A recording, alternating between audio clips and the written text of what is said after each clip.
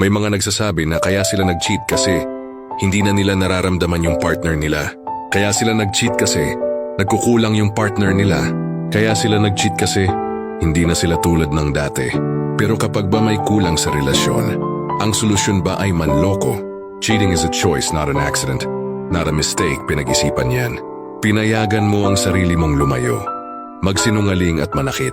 Tandaan mo na walang perpektong relasyon, even the best partner in the world cannot give you 100% all the time. Kung yung partner mo ay 80% na at may 20% na kulang, yung 20% na yan ikaw dapat ang pumuno at hindi mo dapat hanapin sa iba. Kasi kadalasan yung kulang na 20%, yan lang yung tinututukan mo.